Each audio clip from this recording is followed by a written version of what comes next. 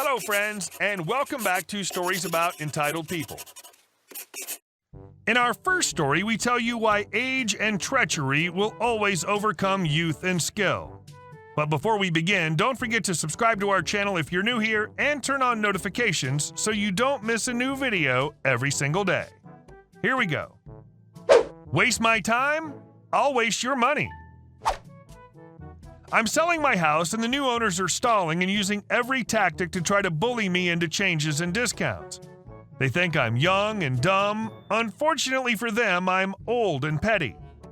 I'm using a conveyancer for the process who charges a flat rate. Thanks to an email that was forwarded to me, I found out they're using a solicitor. A quick Google and phone call later, I found out how much the solicitor charges every time she has to take a call or answer an email regarding their purchase.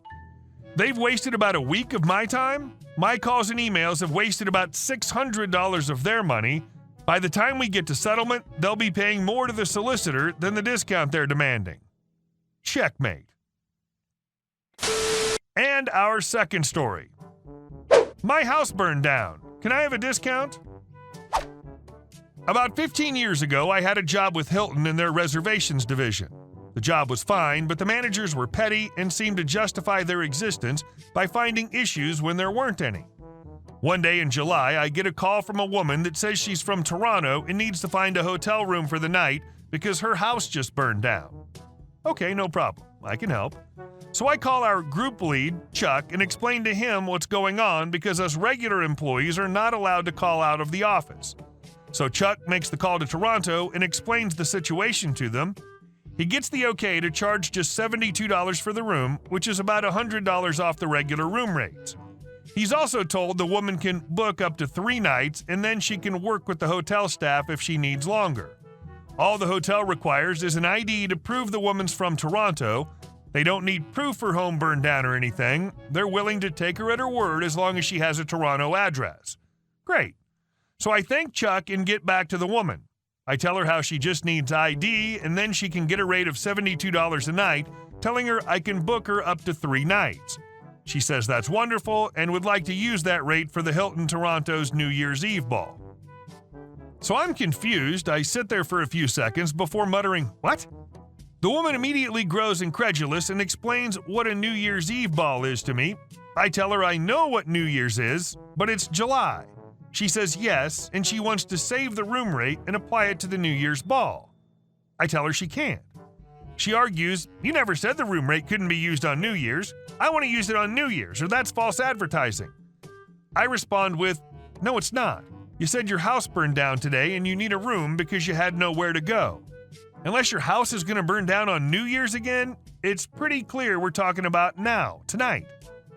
She gets very upset and starts screaming. That's when a man picks up another line to join the conversation and demands to know who the hell I am. I explain I'm with Hilton and tell him I'm trying to find him a room because I think his house burned down and they needed somewhere to stay. I say think because I'm seriously having doubts now. For those unfamiliar with landlines, you could hook up any number of phones to a line. Then anyone who picked up a phone connected to that one landline would be on the call. You're on the phone in your bedroom. I can pick up the phone in the kitchen and listen in. You need to talk to a husband and wife?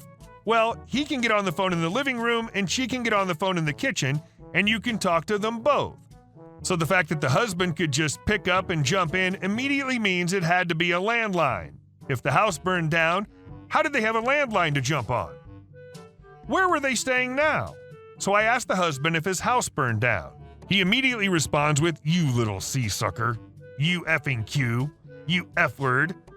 I'm gonna come down to the hotel and kick the crap out of you, you sea-sucker." Okay, now understand he's not screaming. He's saying this in a low voice, like he doesn't want anyone to hear him. And he's saying it in a very calm manner, so I start laughing. It was so weird and funny I couldn't help it. The man gets more upset because I'm laughing and demands to know why.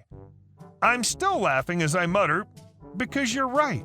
I should point out in the story, I'm gay." So yeah, he was right. And then inform the guy I have to terminate the call due to abusive language and hang up. Chuck asks me how everything went after he sees I'm off the call, and I tell him what happened. The calls are recorded, so he finds the call and listens. He's just as confused as I was when he hears the woman demand the low rate for New Year's. I tell him to keep listening because her husband jumps on and starts cussing me out. Chuck listens and looks disgusted. Then he hears me say to the dude he was right, and Chuck loses it. He's laughing out loud with tears rolling down his cheeks. He can't believe I said that to them.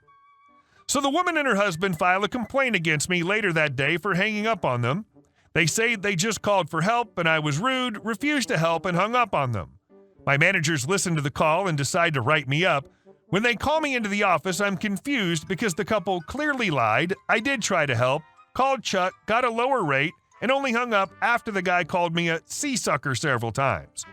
Policy states that if a customer swears, we can terminate the call, so how am I being written up? For non-service to customers because I never tried to call the hotel back to ask if the lower rate could be applied to the New Year's Eve ball. Since my refusal to call the hotel back is what prompted the customers to cuss me out, it was my fault. And our next story. We stole her car. Retail experience. So I work in a very large retail chain. I'm technically a cashier, but even though I've only been working here for about 11 months and I started as a minor and just recently turned 18, I learned a lot of stuff really fast and have been cross-trained for a lot of things up front. About a week ago, the lead on duty for the front end had to take her mandatory lunch in accordance with state law. In her place, she left me her keys and the device to run the floor. This is all a normal occurrence by now. I'm doing my normal duties, getting cashier's change, answering questions, covering breaks, etc. Enter two ladies. These ladies walk up to me and ask to speak to a manager. Me. Well, I'm currently in charge right now. How may I help you? This is way above your pay grade. Call someone else. I'm not sure what salary managers are currently on duty, if any at all. Well, call and ask. Keep in mind, they won't come up and talk to the customers unless we get a general idea of what the issue is, because they're really busy, and some managers deal with different issues. They'll ask what the issue is regarding the automotive department. Oh, well, I don't know what the issue is, but they close at 5 p.m. It's currently 8 p.m.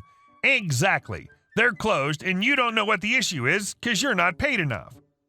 Me, getting tired of this, I call over the radio for a salaried manager and say the customer wants to talk to them, and all they'll say is it regards automotive and I don't get paid enough. Manager, none of us get paid enough. I'll be right up. Luckily, the mask covers my smile. The manager comes up and takes over, and I go back to helping the other front-end associates. About an hour later, I'm on break, and I run into that manager and another one. They basically tell me I handled it great, which was nice to hear. But then they told me what happened. The ladies had our automotive department work on their car, and the associates had called them multiple times to come pick up the car before we closed, which they obviously didn't. The ladies wanted their car back, but it was locked in the garage and can't be returned till the next morning. The ladies started accusing our managers of stealing their car, then proceeded to tell them that now they have to go break into their friend's house. They never told me why they said they had to do that, but I thought it was hilarious. That was pretty much the end of it, though. They didn't get their car back and apparently are now cat burglars because of it. LMAO. If you're dumb enough to leave your house keys when you leave your car for service. And our last story. Entitled Karen tries to kick my uncle out of his house. Little background. My uncle, 52 years old, loves photography and owns and runs a studio from his house. The house is a 2-story building with the studio on the ground floor and a 2-bedroom apartment in the first floor. He lives with his wife and daughter. Currently, his business is taking a blow due to the pandemic, as well as the new-gen phone. Everyone has a camera nowadays, so who needs a photographer? Still, my uncle earns enough to get by for his family. He's a very sweet guy, and even though money is short, he's made a lot of friends in the community. He's one of 3 children of my grandparents. My mother, 54, is the eldest, and the youngest sister, 48, who's the entitled Karen of this story. The youngest sister has always been the golden child to my grandparents and has always been spoiled to the core.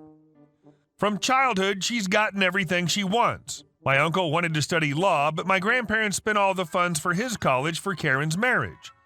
In my country, it's expected that the male of the family will take care of the parents, while the female child goes to her husband's family. Story.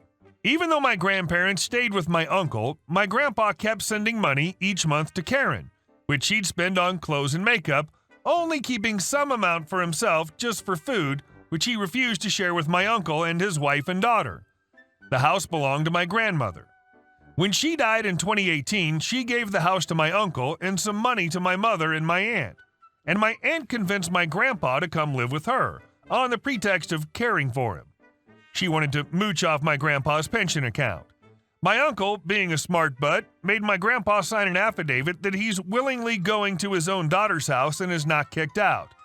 After that, my uncle and my mother want no contact with their sister and father.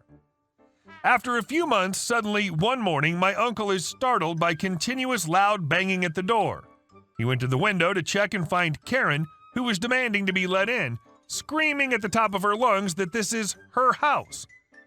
I guess she was on crack or something? My uncle laughed and told her to F off, so she called the cops. The cop, who was also a friend of my uncle, came and basically laughed at her and told her to shut up and was removed from the property. After a few days, my aunt sent an eviction notice to my uncle. There is an attached notice which said that in 2015, 3 years before her death, my grandmother had signed a will to give away the house to my aunt, and hence she's now the owner. If evicted, this would mean that my uncle and his family will not only lose their home but also their business. After reading the notice multiple times, he noticed the date on which the will was signed, and he realized something which made him angry. As I said earlier, even though my uncle had less money, he had lots of friends. He contacted his friend at a local hospital to get the data on my grandmother's medical history and records for 2015. After receiving the documents, my uncle hired a lawyer and sent a new notice to my aunt, basically warning her that the will she has sent is forged, and if she pursues it with the same, he'll take legal action against her and send her to jail. You see, my friends, my grandmother couldn't have signed the will on the said date, as that whole week she'd been admitted to the local hospital for chest pain and was heavily sedated and had been barely awake. Karen didn't agree to my uncle's demands, and now she'll do time in prison. Thanks for watching the video. I'll see you in the next one.